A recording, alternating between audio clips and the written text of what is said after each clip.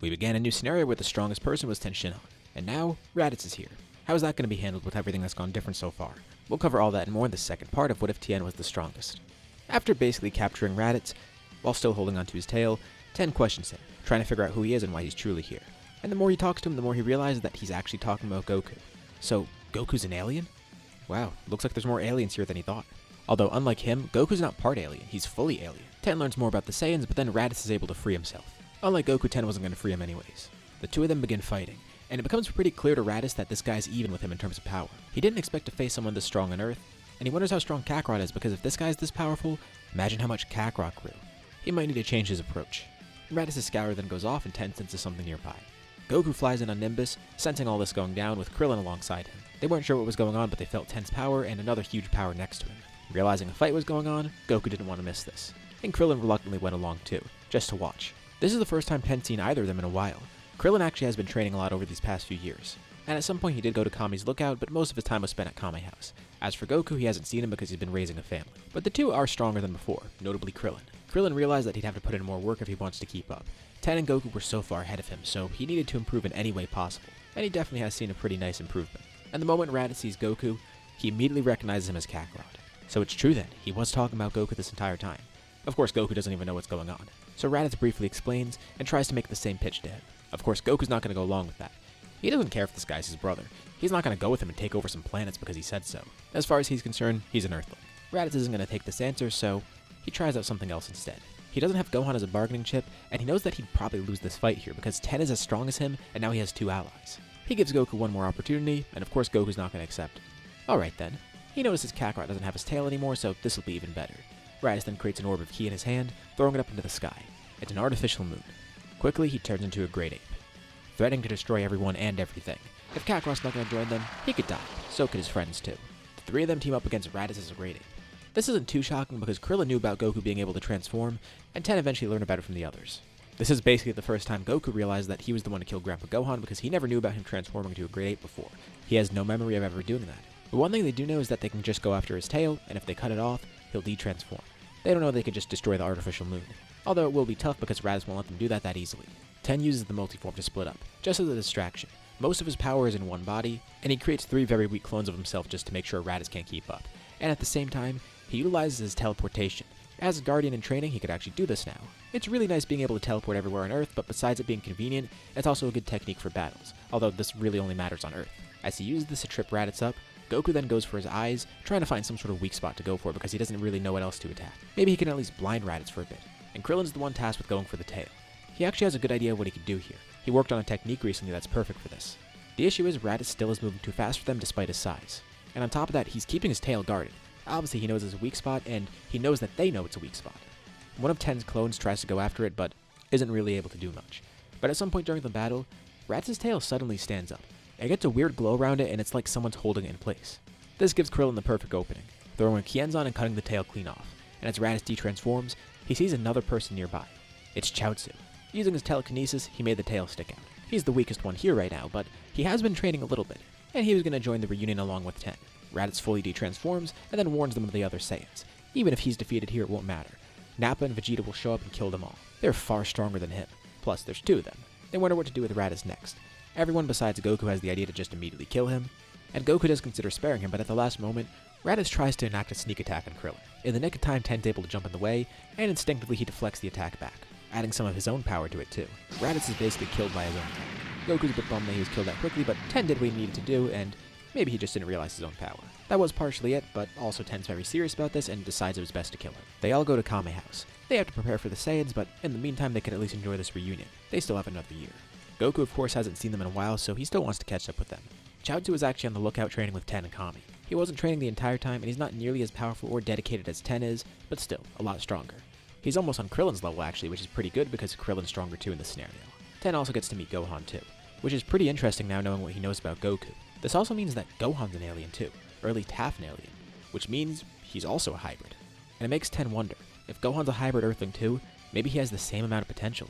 There's really only one way to find out though. Goku says he hasn't been able to train Gohan that much. Maybe now they have an excuse, but Chi-Chi will still need to be convinced, especially because Goku's actually alive this time, and Piccolo's not just taking Gohan without asking. But basically the same group starts training, and they all go to the lookout for this. Tien still learns some more things from Kami, but it's nice because he gets to spar with Goku and Krillin up here. Yamcha and Chaozu join too, and eventually Gohan does join because Goku's able to convince Chi-Chi. So for the next year, this group trains together, growing much stronger and preparing for the Saiyans. Not just that, they're growing more skilled. And Kami's really glad to see Tien's progress. He's becoming much better as a fighter, but also much better as a person. It's necessary for him to become Kami, and he still has a ways to go, but he expects that once this threat of the Saiyans is done with, Tien will be ready to fully take on the position. As for what Kami's gonna do, he's not really too sure. But he could enjoy a peaceful retirement up here on the lookout probably. Let's cover some power levels. After the year passes, Tien of course is still the strongest. We'll put him at 15k. Goku's close behind at 10k. There's still a gap in power because Tien is a hybrid and has better potential, but Goku has grown pretty strong, especially because he takes this training really seriously and he has good training partners. Krillin is pretty far behind Goku, but still really strong. He's at 3000, and Chaozu's pretty much at the same level as Krillin. Yamcha's a little bit behind, at about 2500, but is still impressive. Gohan's at about 2000 with a much better control in his power because of his training, and Yajirobe's pretty much the same where he was normally. Vegeta and Nappa finally arrive on Earth. And of course, Goku's not going to be late this time because he wasn't on King Kai's planet. That is kind of a downside too, because he didn't learn the Spirit Bomb or Kaioken, but his training did go pretty well though. Even without the 10 times gravity benefiting him, he still was able to benefit from his training with great training partners, and he even spent a few weeks in the Room of Spirit and Time, which is actually a really effective training method because of how brutal it is in there. But the group's all ready. They're pretty surprised to see the crew they're up against. Kakarot's one thing, but the rest of them are just regular-looking Earthlings. Well, regular's kind of a stretch because Krillin and Chaozu look kind of funny, but then there's also Tien with 3 eyes, who obviously stands out. So, he's part Triclops. Looks like Kakarot's not the only alien on this planet. Nappa's not too concerned though. He starts off by planting the Cybermen, and all the Z-Fighters take them on. They're all defeated too. Yamcha, Krillin, Chaozu, and Gohan all defeat them. And no one actually dies this time. One of the Cybermen does try to jump on Yamcha and blow himself up, but Chaozu then paralyzes him with telekinesis, and Yamcha takes him off and kills him with the Wolf Fang Fist. So, they're pretty skilled, and they're strong enough to defeat Cybermen. Still not too impressive to Nappa, although it's weird he didn't get to see Kakarot fight, or that Triclops for that matter. He thinks that Kakarot's going to be the strongest here, but no, it's Tien. And he's the one who steps to fight Nappa. He really wants to fight Kakarot, but fine. He'll get rid of this loser and then move on to Kakarot. He starts off by trying to punch Tien, going for his arm and aiming to punch it off, but Tien just blocks it, completely negating the attack, not taking any damage at all. He chuckles about this too. This guy is pretty powerful. If he was a regular Earthling, well, he would have just lost his arm there. But he's no regular Earthling. Plus, he's got 2 extra arms just in case. But he's not even going to need them. He fights Nappa and he embarrasses him pretty quickly too. Nappa starts losing ground quickly, and then charges all of his ki and launches it at Tien. But with a simple shout, he negates this just like he negated Goku's Kamehameha. And then with one beam, he kills Nappa. He tells Vegeta that was a pretty nice warm-up. He's stronger than that guy at least, right? Vegeta's pretty surprised. Well, he still expects that Kakarot's the strongest one here because he's a Saiyan, but this guy defeated Nappa that easily. Plus, he read his power on the scouter, and it seemed to be 15,000, which doesn't make sense. Kakarot's power is really low, but clearly these Earthlings know how to hide their power, and that applies to Kakarot as well. So he doesn't know what Kakarot's full power is. Goku then butts in and says, yeah, he's pretty strong, but no, Tien's actually the strongest one here. Okay, well, that at least tells Vegeta that he could beat any of them here, at least individually. But everyone here is still fine. No one died. Thankfully, Goku does want to fight Vegeta alone at first, but Vegeta knows that if they were to team up, he would be outmatched in terms of power, at least collectively. But he fights Goku. And Goku is a pretty good fighter. Even though Vegeta's nearly twice as strong as him, he still puts up a good fight, and Vegeta enjoys it. But of course, Vegeta's not just here to enjoy a fight, he's here to kill everyone. So he starts taking it more seriously, and Goku starts to lose ground. And Tien taps in. Goku would have loved to fight alone, but he's gonna need Ten's help here. And Tien might have even had some trouble against Vegeta alone too. At his full power with the Kikoho, he could actually kill Vegeta. But just with his regular base power, he's not going to be able to do that. And Goku definitely won't be able to either. Now the tides have turned. Vegeta's losing ground, so he decides to go with the obvious option here. Quickly, he creates an artificial moon in his hands and throws it up into the sky. But before it even makes it up to the sky, Tien launches 3 lasers from his eyes, shooting it down. They saw Raditz do that and they're not letting it happen again. And this is bad for 2 reasons. First, Vegeta can't transform.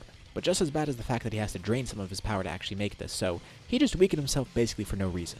Goku's surprised that Tien knew he could even do that, and Tien said it was just kind of a guess. He didn't know if that would actually work, but he's glad it did. And yeah, apparently this is the thing you could do, like this happened in one of the Sparking Zero stories, so I'm going to use that here. So the fight continues without Vegeta transforming, but it's basically already too late for him. There's not really anything else he could do here. He's tried all he can. Plus he's weaker now, and he's still fighting 2 people that collectively outmatch him. Actually, at this point, with the power that's drained from him, Tien can take him on alone. He doesn't even need the boost from the Kikoho, he could just use regular power. Vegeta gets more and more worn out, and then jumps up in the air, charging a Gallic gun and launching it right down at Earth.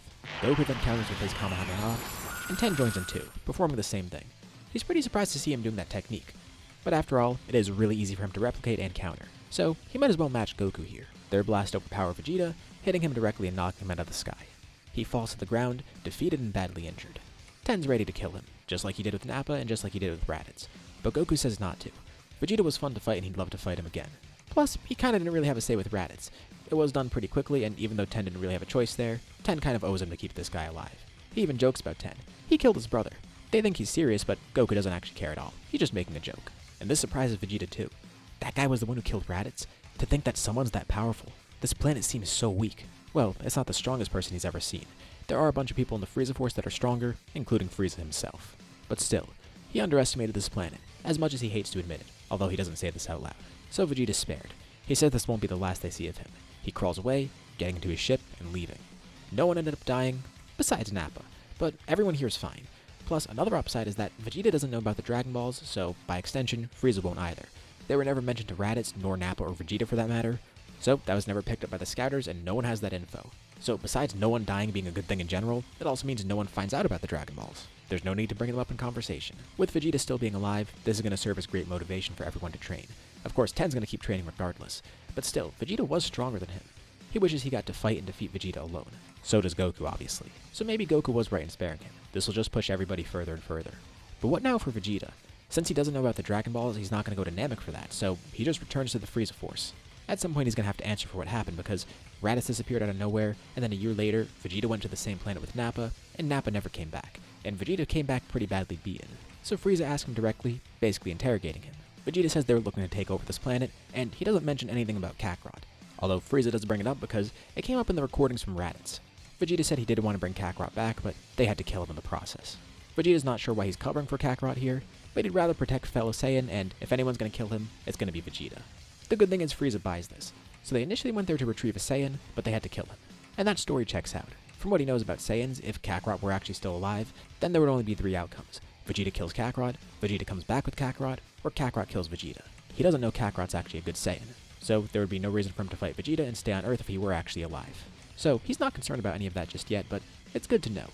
Maybe he'll have to do some research about Earth. The population seems pretty powerful, so maybe the planet's valuable, but he'll put that on the back burner. With that, we leave off here for now. What'd you guys think about this part, and what's going to happen next? Leave your thoughts and ideas in the comments below. I'd love to see what you guys think. As usual, be sure to drop a like and subscribe if you haven't already. It really does help out the channel, and it shows me you want to see more videos like this. Anyways, thank you all for watching, and I'll see you all in my next video.